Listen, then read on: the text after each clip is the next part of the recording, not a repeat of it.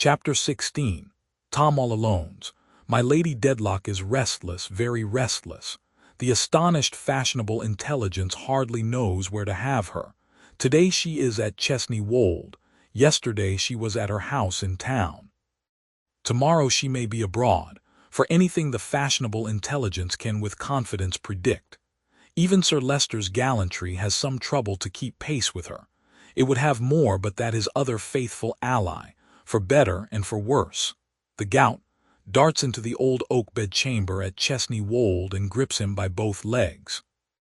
Sir Leicester receives the gout as a troublesome demon, but still a demon of the patrician order. All the Dedlocks, in the direct male line, through a course of time during and beyond which the memory of man goeth not to the contrary, have had the gout. It can be proved, sir. Other men's fathers may have died of the rheumatism, or may have taken base contagion from the tainted blood of the sick vulgar, but the Dedlock family have communicated something exclusive even to the leveling process of dying by dying of their own family gout. It has come down through the illustrious line like the plate, or the pictures, or the place in Lincolnshire. It is among their dignities. Sir Leicester is perhaps not wholly without an impression, though he has never resolved it into words, that the angel of death in the discharge of his necessary duties may observe to the shades of the aristocracy. My lords and gentlemen, I have the honor to present to you another Dedlock, certified to have arrived per the family gout. Hence Sir Leicester yields up his family legs to the family disorder, as if he held his name and fortune on that feudal tenure. He feels that for a Dedlock to be laid upon his back and spasmodically twitched and stabbed in his extremities is a liberty taken somewhere, but he thinks, we have all yielded to this. It belongs to us. It has for some hundreds of years been understood that we are not to make the vaults in the park interesting on more ignoble terms. And I submit myself to the compromise. And a goodly show he makes, lying in a flush of crimson and gold in the midst of the great drawing-room before his favorite picture of my lady, with broad strips of sunlight shining in, down the long perspective, through the long line of windows, and alternating with soft reliefs of shadow.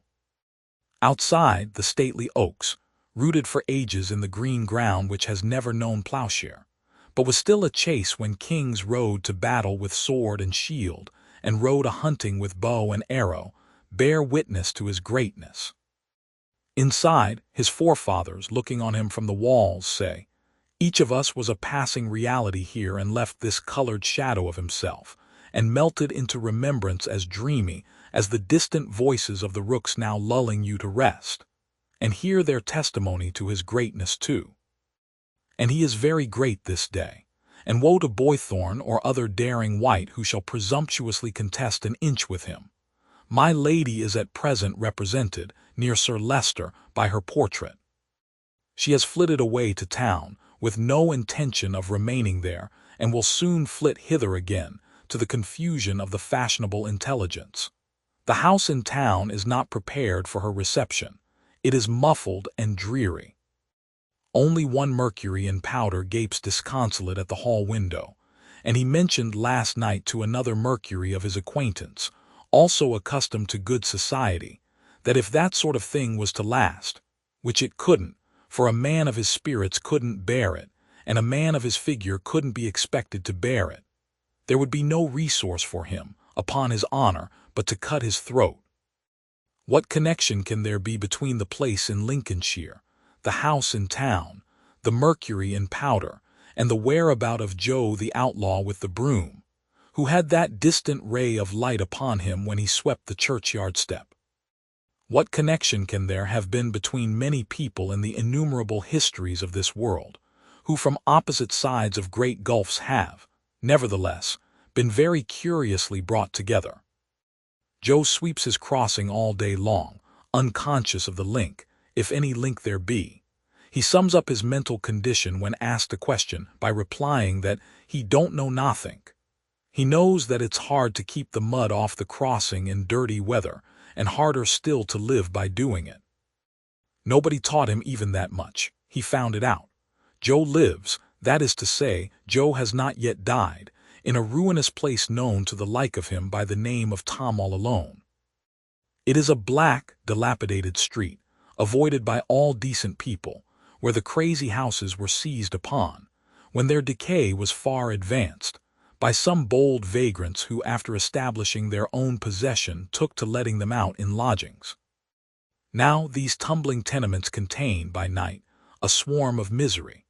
As on the ruined human wretch vermin parasites appear, so these ruined shelters have bred a crowd of foul existence that crawls in and out of gaps in walls and boards, and coils itself to sleep in maggot numbers where the rain drips in, and comes and goes, fetching and carrying fever and sowing more evil in its every footprint than Lord Coodle, and Sir Thomas Doodle, and the Duke of Foodle, and all the fine gentlemen in office, down to Zoodle, shall set right in 500 years, though born expressly to do it.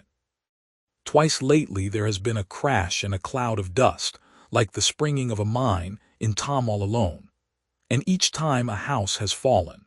These accidents have made a paragraph in the newspapers and have filled a bed or two in the nearest hospital. The gaps remain, and there are not unpopular lodgings among the rubbish. As several more houses are nearly ready to go, the next crash in Tom all Alone's may be expected to be a good one. This desirable property is in Chancery, of course. It would be an insult to the discernment of any man with half an eye to tell him so. Whether Tom is the popular representative of the original plaintiff or defendant in Jarndyce and Jarndyce, or whether Tom lived here when the suit had laid the street waste, all alone, until other settlers came to join him, or whether the traditional title is a comprehensive name for a retreat cut off from honest company and put out of the pale of hope, perhaps nobody knows. Certainly Joe don't know, for I don't, says Joe, I don't know nothink. It must be a strange state to be like Joe, to shuffle through the streets, unfamiliar with the shapes and in utter darkness as to the meaning of those mysterious symbols, so abundant over the shops and at the corners of streets and on the doors and in the windows. To see people read and to see people write, and to see the postman deliver letters, and not to have the least idea of all that language, to be, to every scrap of it, stone blind and dumb. It must be very puzzling to see the good company going to the churches on Sundays, with their books in their hands, and to think, for perhaps Joe does think at odd times, what does it all mean, and if it means anything to anybody, how comes it that it means nothing to me? To be hustled, and jostled, and moved on, and really to feel that it would appear to be perfectly true that I have no business here or there or anywhere, and yet to be perplexed by the consideration that I am here somehow, too, and everybody overlooked me until I became the creature that I am. It must be a strange state, not merely to be told that I am scarcely human, as in the case of my offering myself for a witness, but to feel it of my own knowledge all my life. To see the horses, dogs, and cattle go by me, and to know that in ignorance I belong to them and not to the superior beings in my shape, whose delicacy I offend. Joe's ideas of a criminal trial, or a judge, or a bishop, or a government, or that inestimable jewel to him, if he only knew it, the Constitution, should be strange. His whole material and immaterial life is wonderfully strange. His death, the strangest thing of all. Joe comes out of Tom all Alone, meeting the tardy morning which is always late in getting down there, and munches his dirty bit of bread as he comes along. His way lying through many streets, and the houses not yet being open, he sits down to breakfast on the doorstep of the Society for the Propagation of the Gospel in Foreign Parts, and gives it a brush when he has finished as an acknowledgment of the accommodation. He admires the size of the edifice and wonders what it's all about. He has no idea, poor wretch, of the spiritual destitution of a coral reef in the Pacific, or what it costs to look up the precious souls among the coconuts and breadfruit. He goes to his crossing and begins to lay it out for the day. The town awakes. The great teetotum is set up for its daily spin and whirl. All that unaccountable reading and writing which has been suspended for a few hours recommences. Joe and the other lower animals get on in the unintelligible mess as they can. It is market day. The blinded oxen, overgoaded, overdriven, never guided, run into wrong places and are beaten out, and plunge red-eyed and foaming at stone walls, and often sorely hurt the innocent, and often sorely hurt themselves. Very like Joe and his order, very, very like. A band of music comes and plays. Joe listens to it. So does a dog, a drover's dog, waiting for his master outside a butcher's shop, and evidently thinking about those sheep he has had upon his mind for some hours and is happily rid of. He seems perplexed respecting 3 or 4, can't remember where he left them, looks up and down the street as half expecting to see them astray, suddenly pricks up his ears and remembers all about it. A thoroughly vagabond dog, accustomed to low company and public houses, a terrific dog to sheep, ready at a whistle to scamper over their backs and tear out mouthfuls of their wool. But an educated, improved, developed dog who has been taught his duties and knows how to discharge them. He and Joe listen to the music, probably with much the same amount of animal satisfaction. Likewise as to awakened association, aspiration, or regret, melancholy or joyful reference to things beyond the senses, they are probably upon a par. But otherwise, how far above the human listener is the brute? Turn that dog's descendants wild, like Joe, and in a very few years they will so degenerate that they will lose even their bark, but not their bite. The day changes as it wears itself away and becomes dark and drizzly. Joe fights it out at his crossing among the mud and wheels, the horses, whips, and umbrellas, and gets but a scanty sum to pay for the unsavory shelter of Tom all alone. Twilight comes on. Gas begins to start up in the shops. The lamplighter, with his ladder, runs along the margin of the pavement. A wretched evening is beginning to close in. In his chambers, Mr. Tulkinghorn sits meditating an application to the nearest magistrate tomorrow morning for a warrant. Gridley, a disappointed suitor, has been here today and has been alarming. We are not to be put in bodily fear, and that ill-conditioned fellow shall be held to bail again. From the ceiling, foreshortened allegory in the person of one impossible Roman upside down, points with the arm of Samson out of joint, and an odd one obtrusively toward the window. Why should Mr. Tulkinghorn, for such no reason, look out of window? Is the hand not always pointing there? So he does not look out of window. And if he did, what would it be to see a woman going by? There are women enough in the world, Mr. Tulkinghorn thinks too many. They are at the bottom of all that goes wrong in it, though, for the matter of that, they create business for lawyers. What would it be to see a woman going by, even though she were going secretly? They are all secret. Mr. Tulkinghorn knows that very well. But they are not all like the woman who now leaves him and his house behind, between whose plain dress and her refined manner there is something exceedingly inconsistent.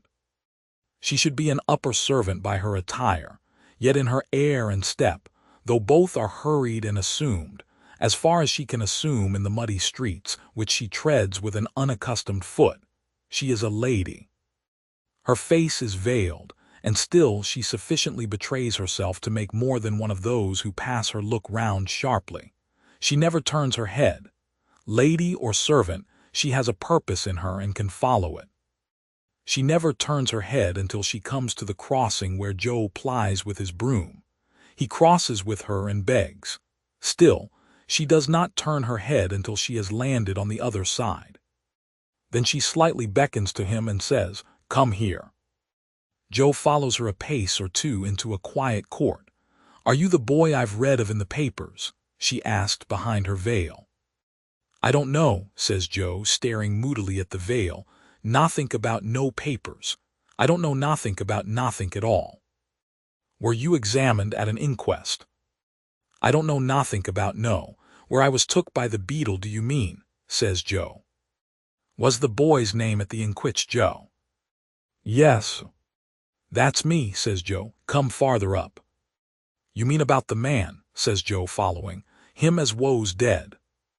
Hush, speak in a whisper, yes. Did he look when he was living, so very ill and poor? Oh, gist, says Joe. Did he look like not like you, says the woman with abhorrence. Oh, not so bad as me, says Joe. I'm a reg'lar one I am. You didn't know him, did you?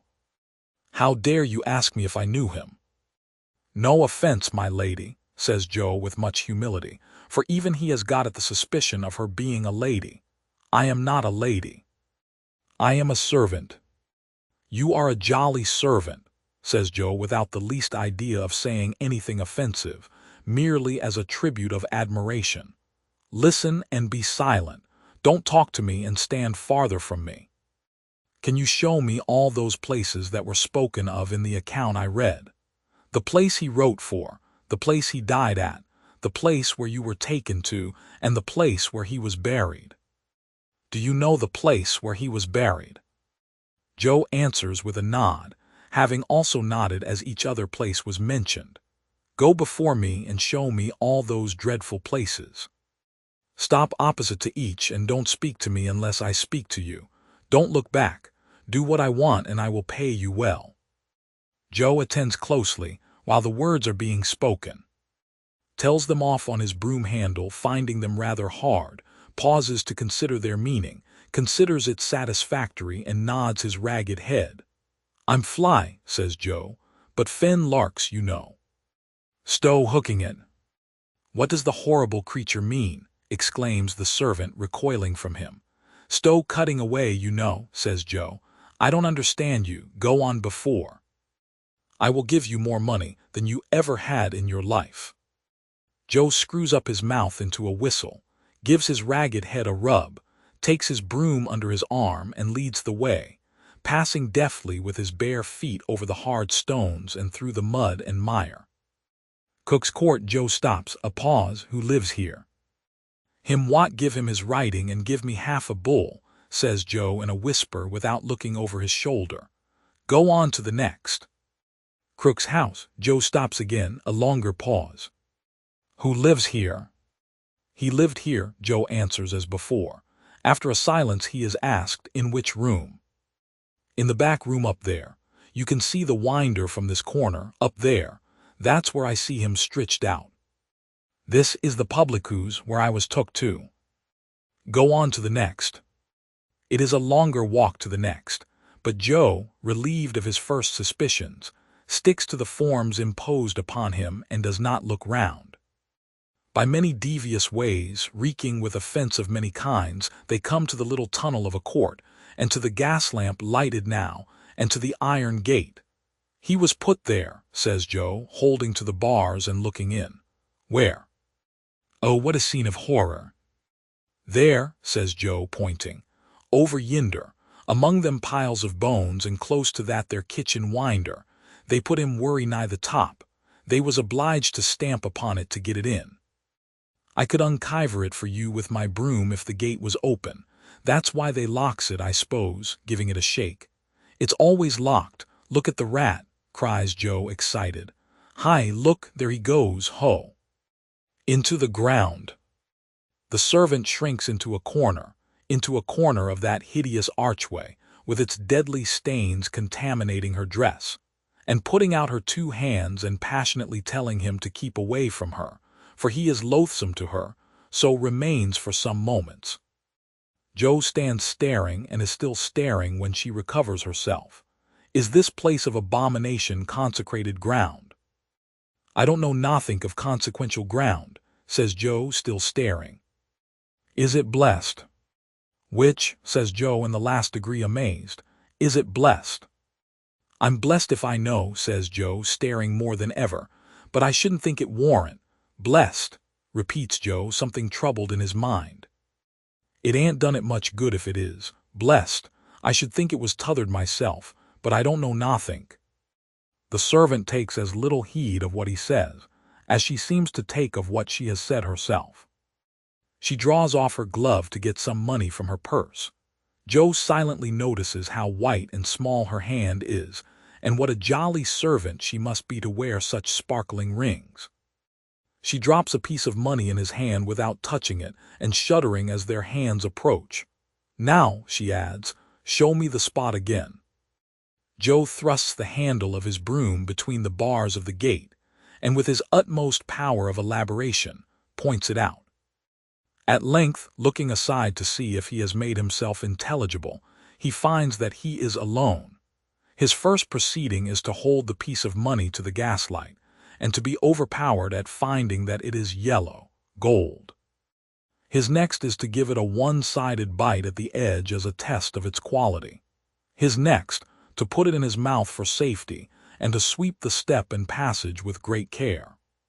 His job done, he sets off for Tom all alone, stopping in the light of innumerable gas lamps to produce the piece of gold and give it another one-sided bite as a reassurance of its being genuine.